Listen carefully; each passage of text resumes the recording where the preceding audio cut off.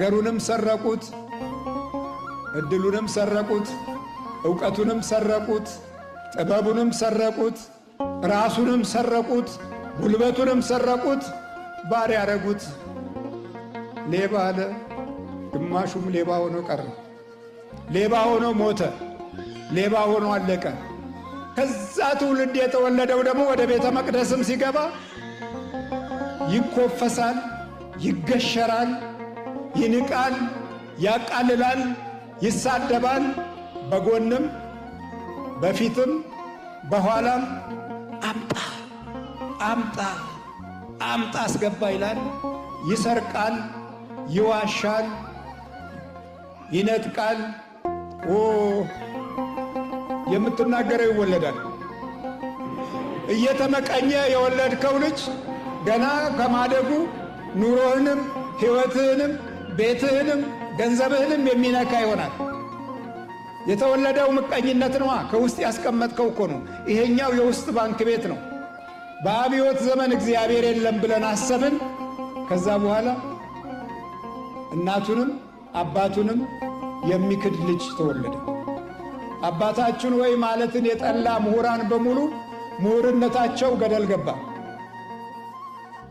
ፕሮፌሰርነታቸው፣ ዶክተርነታቸው፣ ማዕረጋቸውና ትልቅነታቸው አንተን ከችግር ማውጣት አልቻለም። መድኃኒታችን ኢየሱስ ክርስቶስ ከፍ ከፍ ሲል ከሰገዱ በኋላ ነው ወደ ላይ የወጣው። ሰገዱለት እኮ ከትንሣኤ በኋላ ሰገዱለት። በቤተልሔም ሰገዱለት። በደብረ ታቦር ሰገዱለት።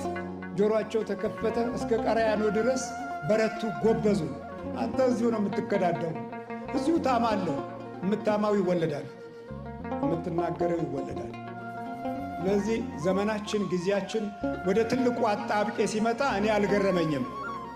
ለምን? የምናይበት አይን የተለያየ ስለሆነ ገና ነው። አሁን ክፉ ስለሆን ክፉ ገና ነው። ህብረት የለንም፣ አንድነት የለንም፣ አንከባበርም፣ አንወዳጅም፣ አንተጋገዝም። ስለዚህ ከኛ የበለጠ አረመኔ ያለ እንዴት አለ? ከኛ የበለጠ ጨካኝ አለ እንዴት አለ? ከኛ የበለጠ ቀባሪ አለ እንዴት አለ? ታዲያ ቀባሪን ትወልዳለህ። የኔ አስማት ይሄ ነው። አይገርማችሁ? ታላላቅ አባቶች የተባሉትም ልክ እንደ አንድ ትልቅ አስማተኛ የሚፈሩት እነዚህም ሶስቱ አስማቶች ናቸው። ሶስቱ አስማቶች መጸለይ፣ መስገድ፣